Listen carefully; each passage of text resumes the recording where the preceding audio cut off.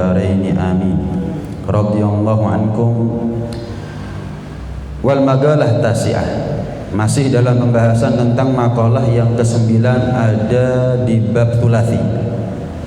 Fa inna Jibril alaihi salam maqal, bahwasanya malaikat Jibril alaihi salam pernah berpesan kepada Rasulullah sallallahu alaihi wasallam, ya Muhammad, wahai Rasulullah, ada finishnya.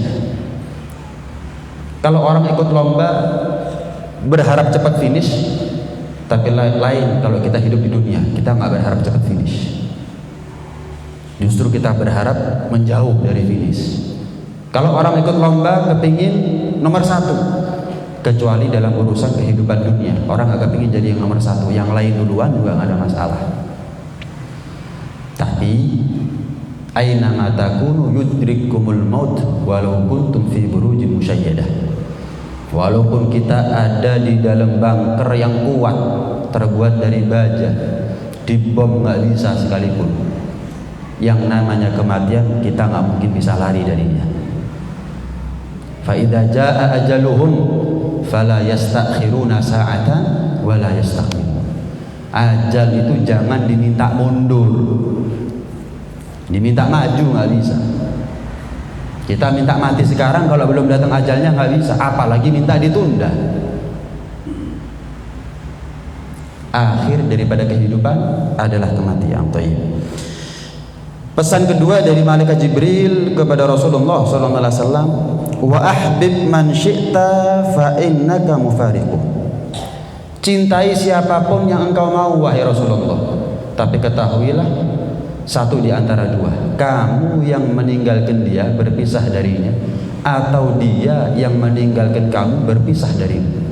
Apapun yang kita cintai di atas dunia, apapun yang kita cintai di muka bumi, satu di antara dua, apapun itu. Kalau enggak kita yang meninggalkan dia lebih dulu, ya dia yang meninggalkan kita lebih dulu. Suami mungkin meninggal lebih dulu dari istrinya atau sebaliknya. Anak dengan orang tua, mungkin orang tua meninggal lebih dulu daripada anak atau sebaliknya. Antara teman yang satu dengan teman yang lain, pasti salah satu di antara mereka ada yang meninggalkan temannya yang lain terlebih dahulu. Apapun, tidak ada sesuatu yang bisa kita bawa daripada apa yang kita cintai di muka bumi ini sampai kelak di akhirat, kecuali zikir kepada Allah, kecuali amal soleh, kecuali ketaatan. Maka cintai sesuatu yang bisa menemani kita sampai dalam kubur. Apa itu? Amal soleh. Apa itu? Ketakwaan. Kita cinta dengan amal soleh bukan hanya manfaat ketika kita masih bisa bernafas, ketika akhir daripada nafas kita pun amal soleh itu bisa memberikan keuntungan buat kita fil barzakh wa hatta fil akhirah, sampai nanti di akhirat mahsyar manfaat amal soleh. Ketika hisab manfaat amal soleh. Ketika meniti jembatan sirat, thumma nunajjil ladzina taqaw, kami Allah hanya memberikan kesuksesan, keselamatan bagi mereka yang meniti jembatan sirat, bagi orang yang bertakwa. Adapun anak yang kita cintai, kecintaan kita kepada mereka di bawah kecintaan kita kepada ketakwaan. Tetap ketakwaan nomor 1. Kecintaan kita kepada orang tua, kepada suami, kepada istri, kepada anak, kepada kawan, dan apalagi dunia, di bawah kecintaan kita kepada Allah dan Rasulullah SAW.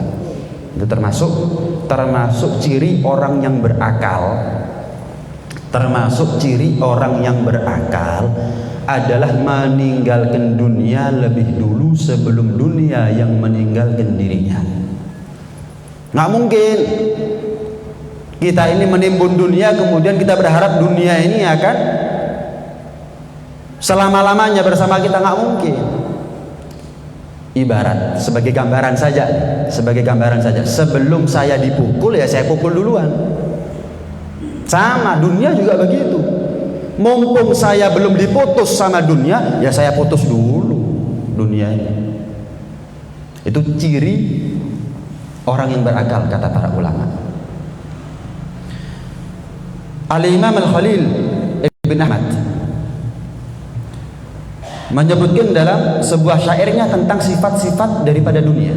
Apa sih dunia ini? Dikatakan oleh beliau, wa ma hiya illa lailatun ba'da lailatin wa yaumun ila yaumin wa syahrun ila syahri. Tidaklah dunia ini kecuali dari hari ke hari, dari minggu ke minggu, dari bulan ke bulan, dari tahun ke tahun. Enggak lebih daripada itu. Augotuk umruk, kata Imam Al-Haddad. Waktunya kamu ini, umurnya kamu, rosmal. Umurnya kita ini modal. Dari detik ke menit, nggak bisa dari menit dikembalikan ke detik, dari menit ke jam, nggak bisa dikembalikan dari jam ke menit, nggak bisa. Dari jam ganti hari, hari ganti minggu, minggu ke bulan, bulan ke tahun, sampai kita seusia sekarang. Itu rosmal, itu adalah modal. Kapan hilang nggak bisa balik. Lain sama ilmu dagang, hilang rosmal rugi, mungkin kita dapat keuntungan bulan berikutnya lebih-lebih. Tapi kalau rosmal walaupun sedetik, semenit, makanya nggak ada orang ngerti nilai umur semenit kecuali kalau umurnya tinggal semenit. Umur itu nilai kehidupan. Kalau kita menghargai umur, maka gantian nanti Allah menghargai kita. Tapi kalau kita tidak menghargai umur, gak ngeregani umur, Allah gak akan menghargai kita. Apa nilainya? Orang yang tidak menghargai nikmat yang termahal yang Allah berikan kepada diri, gak ngeregani belas nikmatnya Allah Subhanahu wa taala.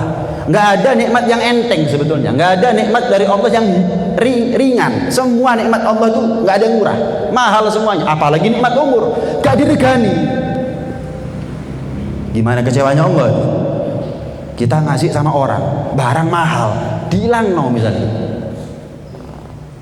teledor, ceroboh, pegel kita. Lah gimana dengan Allah? Ngasih nikmat yang paling mahal. Kalau kita menghilangkan barangnya orang, kita beli yang lain, kita kasih. Maaf kemarin sudah hilang nih, gantinya. Lah kalau kita balas kekecewaannya Allah, gimana caranya? Ya Allah, kemarin umur saya sedetik, semenit, sejam, sehari hilang untuk kemaksiatan. Gimana caranya kita ganti? Mau beli umur di mana? Ada pasarnya umur, kemudian kita minta kepada Allah Subhanahu wa taala untuk mengembalikan umur, kita isi dengan ketaatan setelah itu. Enggak bisa. Nggak bisa. Augatuk umruk wa umruk ra'su malik wa alaihi aslu tijaratik wa bihi usuluka ila na'imil abad bi jiwarillahi ta'ala. Umurnya kita ini modalnya kita. Modal paling penting buat kita untuk masuk surga itu adalah umur. Bayangkan kalau ada orang nggak punya umur, habis modalnya dia untuk berkesempatan masuk ke dalam surga. Orang yang kaya dengan kedermawanannya itu modalnya masuk surga. Iya, orang yang kaya dengan kedermawanannya itu modalnya masuk surga. Tapi orang kaya untuk berderma dengan hartanya dia butuh kepada umur. Pejabat asal dia jujur, amanat, adil, tanda tangannya berlaku, itu modalnya masuk surga. Dengan catatan pejabat masih punya umur. Bahkan ulama tidak serta-merta lamanya dia nyantri, tidak serta-merta banyaknya guru yang dia miliki, tidak serta-merta kitab yang dia koleksi menjadi modalnya masuk surga. Enggak, kecuali ilmu berhasil dia amalkan. Ulama untuk mengamalkan ilmu kembali lagi butuh kepada umur. Karena itu modal terpenting orang kepingin selamat dari neraka masuk surga nggak ada lain umur, bukan kaya. Karena surga bukan hanya tempatnya orang kaya, bukan jabatan. Karena surga bukan hanya tempatnya pejabat. Bahkan kita nggak butuh kepada dalam dan luasnya ilmu para ulama. Ya kita butuh ilmu, jelas. Tapi apa surga hanya tempatnya para ulama? Berarti kita ini yang awam termasuk saya nggak pantas masuk surga. Surga bukan hanya tempatnya para ulama. Kita butuh ilmu ya, tapi untuk menjadi ulama tidak diwajibkan, kecuali sifatnya hanya alal kifayah. Di satu daerah, satu kampung, satu negeri cukup ada satu dua yang ngelakoni jadi ustadz, jadi kiai, jadi ulama, cukup gugur kewajiban bagi yang lain. Jadi modal terpenting buat kita untuk masuk surga bukan kekayaan, bukan tingginya jabatan, bukan juga ilmu yang luas, tapi adalah umur. Berarti umur modal terpenting, modal paling mahal. kendaraan yang paling istimewa yang membuat kita bisa selamat dari neraka masuk dalam surga. Cuman umur adalah nikmat yang paling sering kita sepelekan. Setiap hari kita minta, setiap hari kita sia-siakan. Umur ini nikmat yang paling sering kita minta kepada Allah. Tapi kita sadar nggak sadar, nikmat umur adalah nikmat yang paling sering kita salah gunakan. Minta dikasih, dikecewakan. Minta dikasih, dihilangkan. Gimana nggak kecewa Allah Subhanahu Wa Taala? Adapun sekalipun Allah kecewa kepada kita, tapi kita masih dikasih hidup panjang umur sampai sekarang. Minta panjang umur, maksiat dikasih lagi. Minta panjang umur, maksiat, minta panjang umur lagi, dikasih lagi. Terus begitu sampai sekarang. Itu adalah rahmatnya Allah. Kita sudah masih dikasih kesempatan oleh Allah Subhanahu Wa Taala. Mudah-mudahan husnul khotimah kita semua.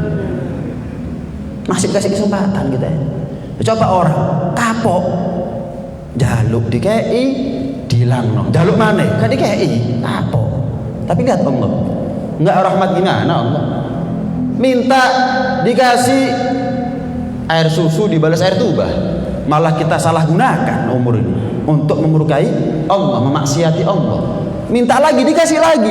Sampai setua ini kita masih dikasih terus oleh Allah Subhanahu Wa Taala. Rahmatnya Allah. Tapi ini adalah kesempatan. Tidak menutup kemungkinan sekarang kita minta, besok sudah nggak ada jatah lagi. Sekarang kita minta panjang umur, tidak menutup kemungkinan selesai sudah. Kemarin-kemarin iya minta dikasih. Tidak menutup kemungkinan malam hari ini kita minta, nggak ada, sudah cukup. Nggak ada, sudah cukup. Tidaklah dunia itu kecuali dari malam ke malam, dari hari ke hari, dari tahun ke tahun dan seterusnya. Marahil yudnina jadida ilal bila. Dunia ini hanyalah perjalanan yang kalau kita tempuh perjalanan tersebut yang baru mendekat kepada yang usang. Mata semakin tua dulunya terang, sekarang lemah. Kaki dulu kekar, sekarang gampang gemetar. Yang baru dengan perjalanan dunia menjadi usang, yang muda menjadi tua. Muka kenceng, sekarang keriput. Kapan jadi walat, tahu-tahu jadi walid. Kapan baru jadi walid, tahu-tahu jadi njit. Walat, walid, njit. Njit itu kakek. Setelah njit, mayit. Walat, walid, njit, mayit. Wes, itu 4 fase kehidupan manusia. Lahir, melahirkan, jadi kakek, mbah, mayit. Wes. Kita nih masih jadi anak, nggak lama, nggak kerasa, tahu-tahu jadi bapak. Udah jadi bapak, nggak taunya mantu, nggak lama jadi kakek. Udah, kalau udah jadi kakek selesai dah. Tinggal 1 fase, mayit. Dari yang muda menjadi tua, dari yang baru menjadi usang. Itu perjalanan dunia, nilai daripada dunia. Wa yudlina ashla al-kirami ilal gabri. Dan perjalanan dunia ini membuat masuk tubuhnya orang-orang yang mulia, baik mulia karena jabatannya, kekayaannya atau ilmunya, bahkan nabi sekalipun, kepada kubur. Itulah nilai daripada dunia. Wa yatrukna azwajal ghayuri li ghairihi wa yaslukna ma yahwi syahihu minal wafri. Perjalanan dunia ini meninggalkan pelakunya, istri-istri mereka, untuk orang lain. Dunia ini kalau kita semakin jalani, itu semakin membuat istri kita menjadi jatahnya orang lain. Dalam artian kalau kita meninggal dunia, istri bakal dikawin sama orang lain. Walaupun kita pecemburu, tapi kita nggak bisa berbuat apa-apa saja. Cemburu, posesif sama istri. Ini nggak boleh, itu nggak boleh. Tapi kalau sudah mati, udah dikawin sama orang lain. Dikawin, bukan dilihat, dikawin sama orang lain. Itu perjalanan dunia. Dan kapan maka kematian itu mencabut dari semua apa yang disimpan, apa yang dieman-eman, apa yang disayang-sayang, apa yang dihitung-hitung oleh orang yang bakhil. Teknis. Kata Yahya bin Mu'adz, tidak ada siksa bagi orang kaya tapi medit kecuali adalah kematian. Kenapa? Direnggut dari dirinya semua harta yang dia punya, tapi tetap dihisab oleh Allah semua apa yang sudah dia tinggalkan. Ada orang mati meninggalkan harta em-eman. Em-eman itu kapan dia mati sudah bukan menjadi miliknya lagi, tapi di akhir tetap ditanya itu. Salah bukan miliknya lagi, tapi tetap dihisab oleh Allah Subhanahu wa taala. Yang menikmati bukan dia, rumahnya, kendaraannya, hartanya, semuanya bukan dia. Udah dikubur. Udah dikubur. Baju yang bagus ganti kafan. Kendaraan yang mewah ganti keranda. Relasi, wah orang-orang pangkat ganti cacing tanah. Bukan dia yang menikmati, tapi dia yang dihisab oleh Allah Subhanahu wa taala. Kalau dihisab urusan harta, double pertanyaannya. Dari mana kamu dapat dan kamu gunakan untuk apa? Subhanallah. Nilai dunia itu cuma begitu sebetulnya. Nilai dunia itu cuma begitu. Yu'khadz minhu kulluh wa yus'al anhu kullih. Diambil gara-gara kematian, direnggut harta yang dia punya, tapi dia tanya oleh Allah Subhanahu wa taala apapun yang sudah diambil oleh Allah atas kematian darinya. Nah, karena itu Sayyidina Ali bin Abi Thalib, seperti sebagian yang sudah saya ceritakan di minggu yang lalu, pernah lewat kuburan Sayyidina Ali bin Abi Thalib. Setelah beliau mengucapkan salam kepada ahli kubur, kemudian beliau mendoakan mereka, beliau bilang begini, tuba liman dzakaral ma'ad wa amila liyaumil hisab. Beruntung orang yang ingat hari kembali, hari pertanggungjawaban. Beruntung orang yang ingat hari kiamat, hari akhirat. Kemudian dia wa amila liyaumil hisab. Dia beramal karena dia ingat bahwa setiap tindak tanduknya itu akan dipertanggungjawabkan kelak di akhirat, maka dia ngatur tingkah lakunya. Beramal soleh liyaumil hisab, untuk modalnya dia berjumpa dengan Allah pada hari penghisaban. Beruntung orang seperti itu. Al-kayyisu man dana nafsahu wa amila lima ba'dal maut. Orang yang cerdas itu adalah orang yang selalu koreksi dan hasil introspeksi diri dijadikan modal untuk memperbaiki diri. Itu orang cerdas kata Nabi. Wal ahmak, adapun orang yang bodoh kata Nabi adalah orang yang man atba'a nafsahu hawaha wa tamanna minallahil amani. Wa fi riwayah wa tamanna minallahir rahmah. Orang yang nuruti nafsu tapi berharap kepada Allah rahmat. Yang dituruti bukan Allah nafsunya, tapi dia minta rahmat dari Allah. Kerjanya sama siapa, minta gajinya sama siapa? Kerjanya untuk nafsu kok minta rahmat dari Allah Subhanahu wa taala? Nggak ada. Qad aflaha man zakkaha. Yang beruntung itu yang menjernihkan hatinya daripada hawa nafsu. Bukan orang yang nuruti hawa nafsu. Wa tamanna minallahi rahmah, berharap rahmat dari Allah. Kerjanya sama siapa, minta gajinya kok sama Allah? Ya nggak bisa. Dalam hadis yang lain Rasulullah bersabda, al-aqyas, siapa sih orang yang cerdas itu? Aktsaruhum lil mauti dzikra, orang yang paling sering ingat-ingat sama yang namanya mati. Wa ahsanuhum lahu isti'dad, dan orang yang paling baik bukan hanya banyak ingat. Setelah banyak ingat apa? Persiapan. Kita kalau ingat besok mau pergi, pasti sekarang siap-siap kan? Oh besok mau pergi keluar kota, keluar pulau, keluar negeri, pasti sekarang siap-siap. Nggak ada hari ini kecuali kita sibuk prepare. Nggak ada hari ini berlalu kecuali kita siap-siap, ya sibuk siap-siap. Nata baju, kendaraan, semuanya. Lah kita tahu bisa jadi besok kita meninggal. Apa persiapannya kita? Mana prepare-nya kita?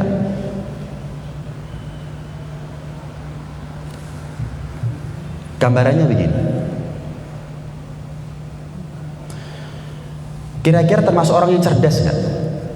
Kalau ada orang melakukan perjalanan jauh tapi banyak ketinggalan. Kalau di jalan, waduh, bajunya ketinggalan. Waduh, dompetnya ketinggalan.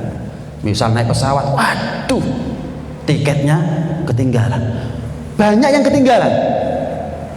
Wah, ini orang payah deh ingatnya. Pikun jangan-jangan. Baju bisa ketinggalan. Dompet, hal-hal yang penting ketinggalan. Tiket mau naik pesawat ketinggalan juga. Wah, nggak cerdas ini. Dunia ini kan bukan selamanya, bukan tempat tinggal kan ini.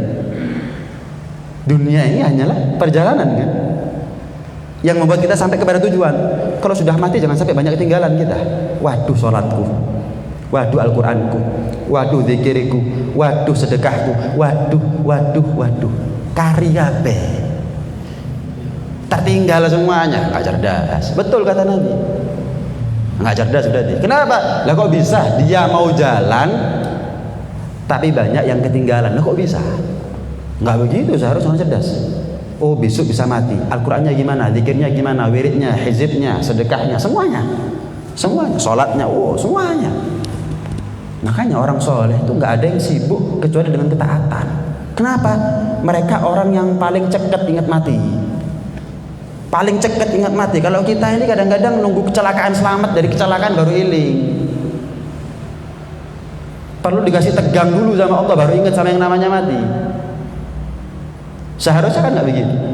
Karena orang soleh itu ingat sama yang namanya mati. Wah, mereka menjadi orang yang paling siap kapanpun mereka dijemput oleh Allah Subhanahu Wa Taala. Siap. Al-Quran khatam seminggu sekali. Sedekah nggak kurang-kurang, sholat nggak hanya yang wajib, bukan hanya rawatib, bahkan tahajud, puasa nggak nunggu Ramadan, puasa Arafah kelakon, puasa Muharram kelakon, bahkan Senin Kemis dijalani. Mati sekarang siap, nggak ada masalah ya. Lah kalau kita kan takut jelas, kenapa? Lah kita nggak siap-siap kok. Nggak kira-kira kita diajak keluar kota dadaan. Waduh, belum ini, bingung, kelabakan, sama, mati itu dadaan, nggak ada janjian dulu mati. Mana persiapannya kita? Mana persiapan? Jangan-jangan banyak ketinggalan nanti, dadaan lu mati ini, dadaan lu mati ini. Ya Allah, ini ya, kita mau jujur, menakutkan sebetulnya kematian ini. Ya. Kita ini kadang-kadang ngomong takut sama mati, cuman nggak tahu kelakuan kita kok masih begini ya. Saya nggak tahu.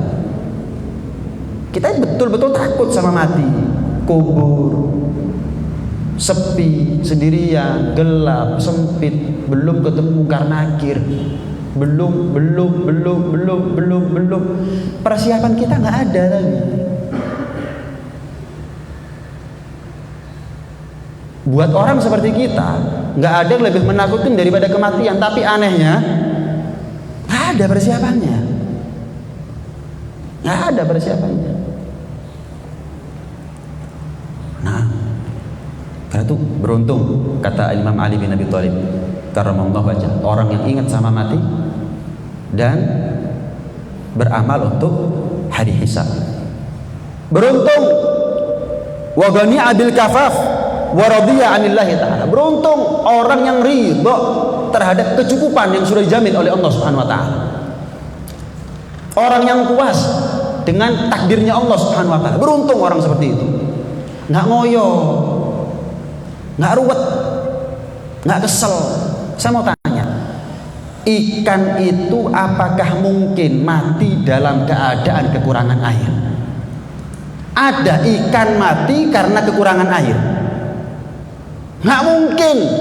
Lalu di lautan kekurangan air, nggak ada. Lah kita ini berada di dalam lautan rezekinya Allah, kok khawatir mati kekurangan rezeki? Nggak mungkin. Nggak mungkin ada orang mati rezekinya masih ada, itu nggak mungkin. Sebagaimana mustahil ikan mati dalam keadaan kekurangan air. Nggak yakin kita sama Allah. Kita yakin sama Allah. Ya sudah, tenang aja. Sudah diurus sama Allah. Kita kadang-kadang kalau butuh apa-apa diurusi menungso lo enak. Lah masa diurusi Gusti Pangeran kok ribut kita. Menyusahkan diri itu nah. Diurusi Allah ini. Diurusi manusia enak. Butuh apa minta tolong dibantu. Butuh apa minta tolong dibantu. Kita diurusi sama Allah. Jangan melancangi urusannya Allah sudah. Akhirnya dicul kita sama Allah Subhanahu wa taala. Dicul mau minta tolong siapa kita? Siapa yang bisa ngasih rezeki selain Allah Subhanahu wa taala? Siapa yang bisa menguatkan kita kecuali Allah Subhanahu wa taala? Siapa yang bisa ngasih solusi setiap problem yang kita punya kecuali Allah Subhanahu wa taala? Dicul loh akhirnya. Kalau kita nggak yakin Allah, nggak yakin sama Allah Subhanahu wa taala, kalau sudah dicul, mau cari siapa kita? Anak kehilangan bapak, kehilangan ibu udah bingung gimana budak kehilangan Tuhannya. Kalau kita ridho dengan apa yang Allah berikan kepada kita, nggak ruwet. Kadang-kadang orang itu saking nggak ridhonya,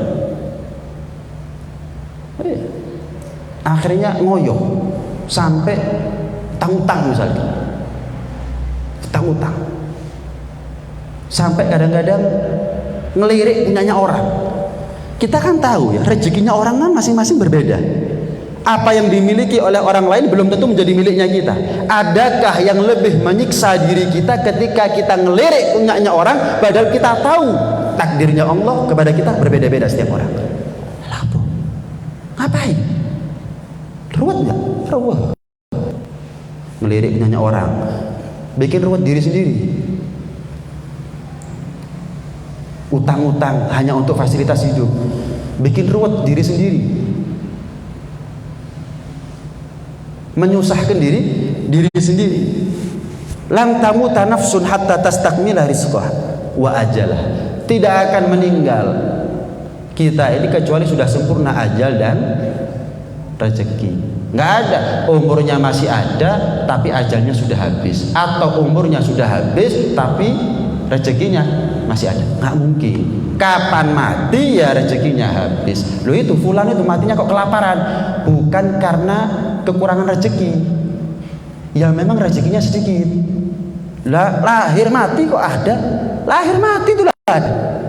Kenapa? Ya memang rezekinya dia sedikit, umurnya dia pendek, selesai.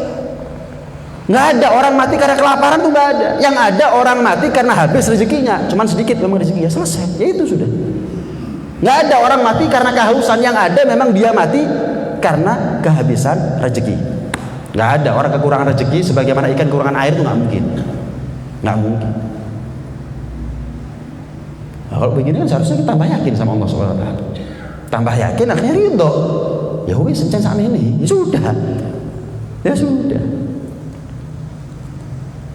Nggak perlu kita ngoyo untuk jadi kaya. Kaya nggak kayanya kita mulai lahir, belum lahir sudah dipastikan sama Allah. Nggak perlu ngurusi itu sudah. Nggak perlu ngurusi apa yang sudah diurus oleh Allah Subhanahu wa taala. Lah kalau kita ngerti bahwa kita hidup di dunia ini cuma numpang lewat. Perjalanan dari Surabaya ke Madura, lah ngapain kita ribut sama Suramadu ini? Kamu cuma numpang lewat kok. Makanya kalau kita punya cita-cita yang tinggi, bukan hanya cita-cita kita setinggi langit, lebih daripada langit, akhirat. Kalau kita pergi jauh, yang dekat terlewat. Kita mau ke Surabaya, Singosari kelewat, Lawang kelewat. Kalau kita punya cita-cita akhirat, insya Allah dunia kelewat. Nggak kelewat nggak apa-apa, yang penting akhirat. Nih, saya kasih gambaran. Anda di tengah lautan, milih mana? Megang emas atau kayu? Ayo, Anda di tengah lautan, milih mana, emas apa kayu? Yang penting selamat dulu, pegang kayu. Emas cari di daratan, kan begitu. Sama. Yang paling penting sekarang gimana caranya kita masuk surga dulu. Kalau sudah masuk surga, mau emas, mau intan, mau berlian, dapat semuanya itu. Jangan bingung emas di dunia, lalu ada emas yang lebih daripada emas di dunia, nanti ada di surga kok. Kan aneh kalau ada orang sudah tenggelam di laut, menahan bebannya dia saja sudah nggak bisa, bakal tenggelam, malah pegangan sama emas, tenggelam, tambah dalam dia tenggelam. Sama. Lah kita ini, maaf, misal dalam keadaan nggak punya apa-apa, ahli maksiat, gimana kalau kita kaya ya? Wes golek selamat ya wis, kok suruh golek kabeh itu. Ya sudah, begitu seharusnya. Saya tenggelam, bingung ini gimana caranya? Ada kayu, pegang kayunya. Loh, emas. Ya tetap memang emas lebih mahal daripada kayu. Cuma nilai keselamatan lebih mahal daripada nilainya emas. Penting selamat di sini. Surga PPN hari ini. Yang penting sampai daratan dulu. Setelah itu mau nyari emas mau yang lain terserah. Kenapa? Selamat. Sudah selamat. Nah, kalau orang itu nanam padi, otomatis suket rumput cukul dengan sendirinya. Kan aneh kalau orang kepingin panen padi tapi yang ditanam suket. Kepingin dapat akhirat yang dicari dunia. Aku. Yang ada orang tuh nyari layangan, buntut, katut. Aneh kalau ada orang berbuntut. Seneng lagi dapat buntutnya tok. Padahal buntut tok, layangan nggak ada. Apa manfaatnya? Dapat dunia tapi nggak dapat akhirat kok seneng. Mending dapat layangan nggak dapat buntut. Kenapa? Masih bisa buat mainan, manfaat. Dapat akhirat nggak apa-apa, nggak dapat dunia nggak ada masalah. Syukur-syukur layangan saat buntutnya katut. Nah, gitu aja sudah. Masa jenengan pas kecil dulu masa pernah nguber buntut? Enggak kan? Layangannya kan? Ya sudah. Buntutnya ucul, masa kita uber? Enggak, layangannya tetap kita uber. Enggak berpindah fokusnya kita, tetap layangan kita uber. Sama. Tetap yang kita cari adalah akhirat, bukan dunia. Nah,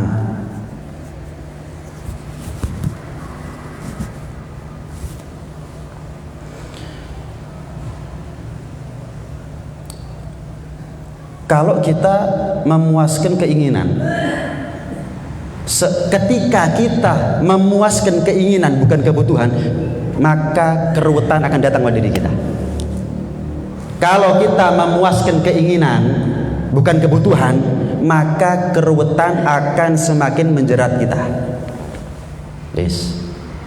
Kalau kita memuaskan kebutuhan, dalam artian ya memang harus dipenuhi nih kebutuhan nafkah anak istri, kebutuhan untuk bertahan hidup. Kita ini kalau bicara butuh kebutuhan sedikit, makan satu piring kenyang kita. Punya rumah, pokoknya hujan gak kehujanan, panas gak kepanasan, berangkat bisa pulang, cukup sebetulnya kalau bicara kebutuhan. Tapi kalau bicara keinginan, wah lain. Kalau bicara prestis, kalau bicara gengsi, kalau bicara kalah sama orang lain, kalau mari ini, walaupun kita punya lembah emas kata Nabi, berharap punya 2 lembah emas, Nabi ini yang bilang, jangan coba-coba kita tenggelam dalam urusan dunia, tambah jeru gitu. Biar urusannya Allah itu sudah. Loh kan enak diurusi sama Allah. Yang nggak mungkin ingkar janji, yang nggak mungkin nggak mampu itu Allah. Iya, kalau kita minta tolong sama orang kadang-kadang nggak bisa. Tapi kalau kita minta tolong sama Allah, enak. Tuba liman ghani abil kafaf wa radiya 'anillah ta'ala. Betul kata Imam Ali bin Abi Thalib. Ridho dengan kecukupan dari Allah, ridho dengan takdirnya Allah Subhanahu wa taala. Kemudian beliau mengatakan begini, ya ahlal kubur, penduduk barzakh, ammal azwaj faqad nukihat. Istri kalian berkawin sama orang. Wa ammad diyar faqad sukinat. Rumah kalian yang kalian bangun udah ditempati orang lain, dijual sama anak inti. Wa ammal amwal faqad kusimat. Tanah kubur inti belum kering, masih basah, tapi harta warisanmu sudah dibagi. Lali ambek kono wisan. Kata Sayyidina Ali, udah lupa sama kamu. Hadza ma indana fa ma indakum. Ini kabar dari kami yang masih hidup nih, yang ngelihat hartanya kamu, ngelihat istrinya kamu, ngelihat rumahnya kamu. Ini kabar dari kami. Apa kabar kalian? Kata Sayyidina Ali. Kemudian Sayyidina Ali noleh kepada sahabat-sahabat beliau yang lain. Beliau mengatakan apa? Kalau seandainya mereka ahlul barzakh bisa ngomong, mereka cuma ngomong satu hal, berpesan kepada kita cuma satu hal. Inna khairaz zadi at-taqwa. Ketahuilah, wahai mereka yang masih hidup, kalian masih punya nyawa bernafas, sebaik-baik bekal kalian itu adalah ketakwaan. Sebaik-baik bekal kita itu ketakwaan. Dalam syair dikatakan apa? Wa tazawwad fa inna khairaz zadi taqwa. Berbekal dirilah kalian dengan ketakwaan, karena sebaik-baik bekal itu adalah ketakwaan. Tazawwad minat taqwa fa innaka la tadri idza janna lailun hal ta'ishu ilal fajri. Berbekal dirilah kalian dengan ketakwaan, karena sesungguhnya jika sudah datang malam, kalian nggak tahu apakah masih hidup sampai esok hari. Kata Sayyidina Hasan al-Basri, malaikat maut itu ngeraupi mukanya kita, ngusap mukanya kita sehari 5 kali. Israel itu datang kepada kita setiap orang, ngeraupi mukanya kita, ngusap mukanya kita setiap hari 5 kali. Setiap hari 5 kali. Mereka kroso. Kalau kroso tak semuanya, ya, khusyuk semuanya sholatnya kita. Gimana enggak? Ketemu malaikat sehari 5 kali. Fakam min fata amsa wa asbaha dhahikan. Berapa banyak pemuda pagi ketawa, sore ketawa. Sayyidina Hasan al-Basri pernah ketemu seorang pemuda kelihatan ketawa gitu. Tegur Sayyidina Hasan al-Basri, pernah melewati sirat? Belum. Pernah tahu kamu nasibnya kamu nanti surga atau neraka? Enggak. Terus apa perlunya kamu ketawa? Semenjak ditegur sampai mati hanya orang nggak pernah ketawa. Apa alasan kita ketawa di atas dunia? Jembatan sirat? Surga tempatnya kita yakin terjamin. Fakam min fata amsa wa asbaha dhahikan wa qad nusijat akfanuhu wa huwa la yadri. Padahal kain kafannya udah ditenun, dia nggak tahu. Udah dipintal, tapi dia nggak tahu. Wa kam min sahihin mata min ghairi illatin wa kam min sagimin asyahinan minad dahri. Berapa banyak orang yang sehat mati mendadak tanpa penyakit, berapa banyak orang yang sakit lama nggak mati-mati berbulan-bulan bertahun-tahun. Wa kam min arusin zayyanuha li zawjiha. Berapa banyak mempelai wanita yang dia dihias untuk suaminya. Wa qad gubidat arwahuhum lailatal gadri. Padahal suaminya udah dicabut nyawanya pada malam yang sudah ditentukan oleh Allah Subhanahu wa taala, tepat pada waktunya, enggak geser sedikit pun. Wa kam min sigharin yurtaja tulu umrihim wa qad udkhirat atsaduhum dulmatal gabri. Berapa banyak anak kecil yang diharapkan dari mereka panjang umur, tapi malam hari itu juga pagi lahir, malam hari itu juga udah dimasukkan jasadnya mereka ke dalam kubur yang gelap. Nasihat penting buat kita semuanya. Al-Imam Al-Bukhari, beliau juga dalam syairnya mengatakan begini, ightanim fil faraghi fadla ruku'i.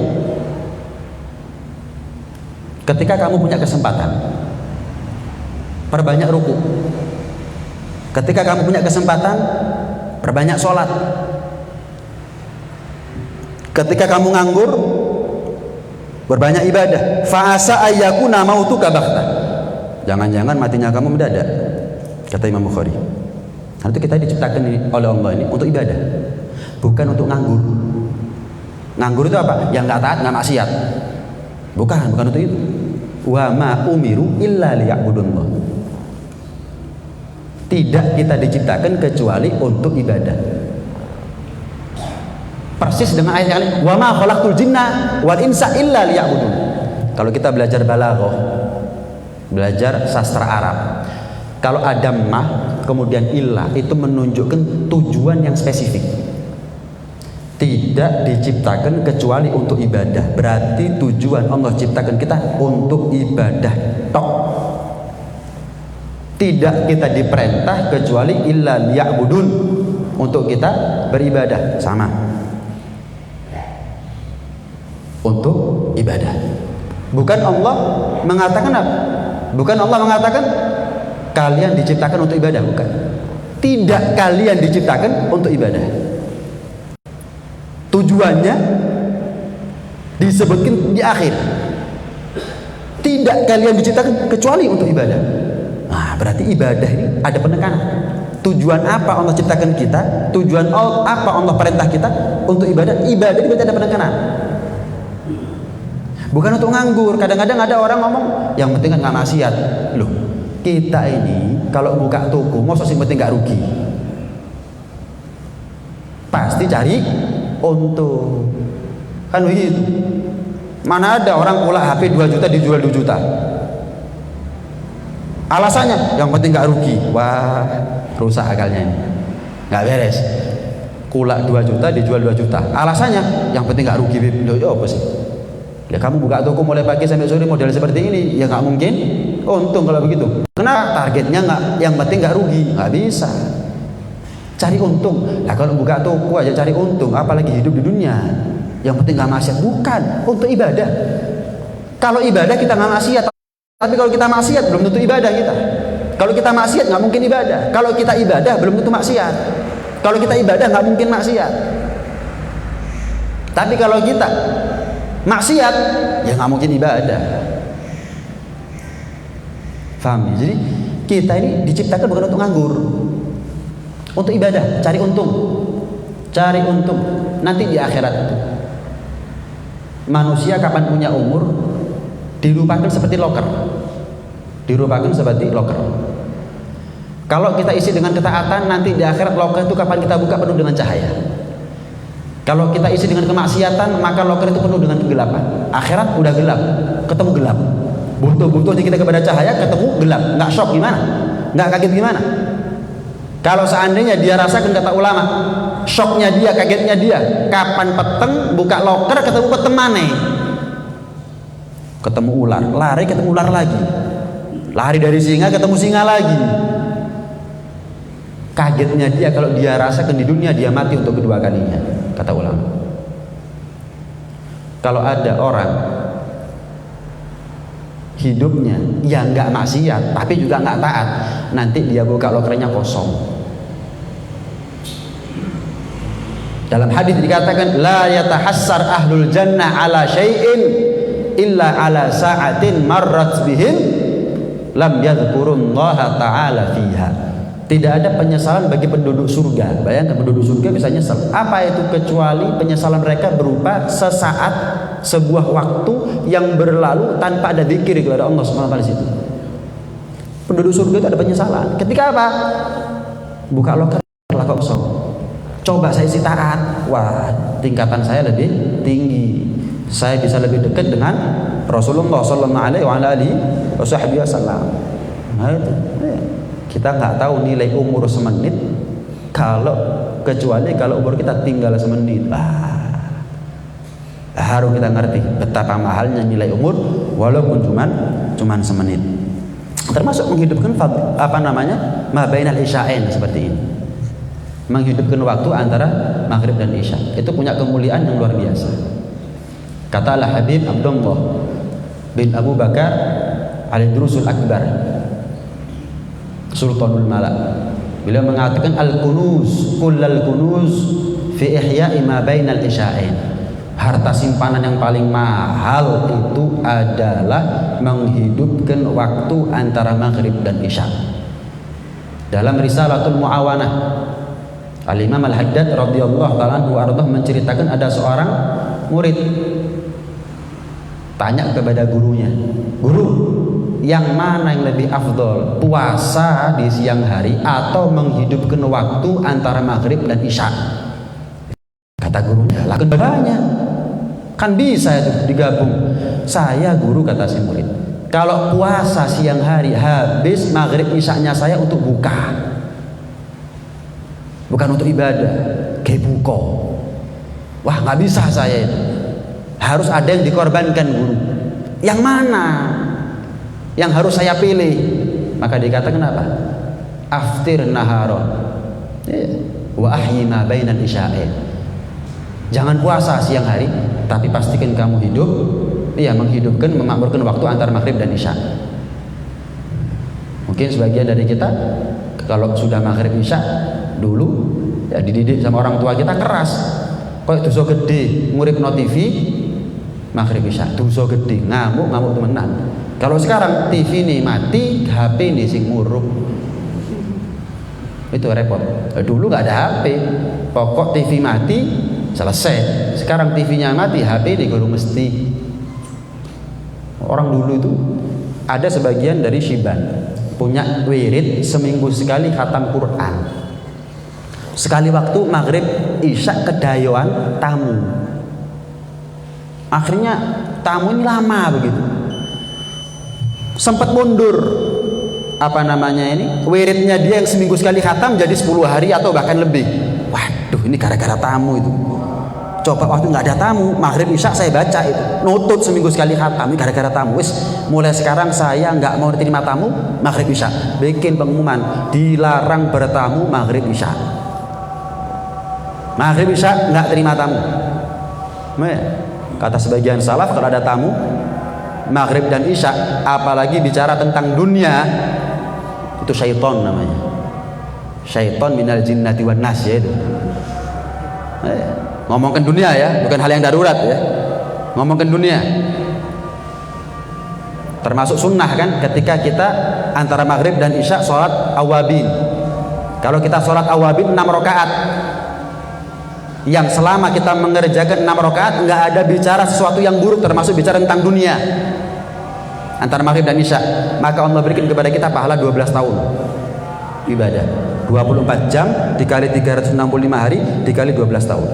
Makanya orang dulu tuh betul-betul jaga maghrib dan isya, betul-betul jaga. Sampai Al-Habib Alwi bin Abdullah bin Syahab itu mengatakan begini, seandainya Allah wajibkan bagi kita semuanya untuk menghidupkan maghrib dan isya, maka nggak ada yang lebih daripada amalnya kami. Artinya apa? Nggak wajib sudah kami lakukan itu. Kalau seandainya dijadikan wajib sama Allah, nggak ada masalah, nggak lebih. Mazat ala manahan alaih, nggak lebih daripada apa yang kami ada di situ. Nah kalau kita maghrib isya wajib misalnya, wah berarti kita harus nambah amalan nih. Harus nambah amalan. Al-Habib Alwi bin Abdullah bin Syahab nggak. Pernah sekali waktu ada seorang aulia dari bangsa Al-Afif tinggal ada di Hejren. Beliau ini kulaan ke Mukallah, kulaan. Cuman karena agak telat, yang namanya kulaan bawa duit banyak. Karena agak telat, barang yang turun dari dermaga ada di Mukallah itu mulai habis. Sehingga apa yang mau dikula sudah laku sama orang lain. Akhirnya kulaan sedikit, pulang bawa barang sedikit, bawa duit banyak. Mepet sama maghrib. Akhirnya cepet-cepetan wudhu apa segala macam. Nih. Terus dicari tadi itu. Loh mana ya dompet tadi itu ya bahasanya kita ini. Dompet mana tadi ya? Bingung sama maghrib. Terus yang penting saya sholat dulu berjamaah di masjid, sholat maghrib. Udah. Anaknya di rumah, istrinya di rumah, nyari. Mana nih ya? Nggak ketemu nih. Nggak ketemu. Nyari nggak ketemu. Subhanallah ketemu. Bilang sama abah, kata istrinya, dompetnya ketemu. Pasti abah seneng. Nyampe di masjid. Bah, mau ngomong. Iya, apa nak? Dompetnya ketemu bah. Langsung pasang muka marah abah. Berubah. Pulang. Bingung anak ini. Wah, ini kabar baik kok kayak kabar buruk ya. Pulang anak. Panggil anaknya ketika pulang. Berani-beraninya kamu ngomongkan dunia antara maghrib dan isya.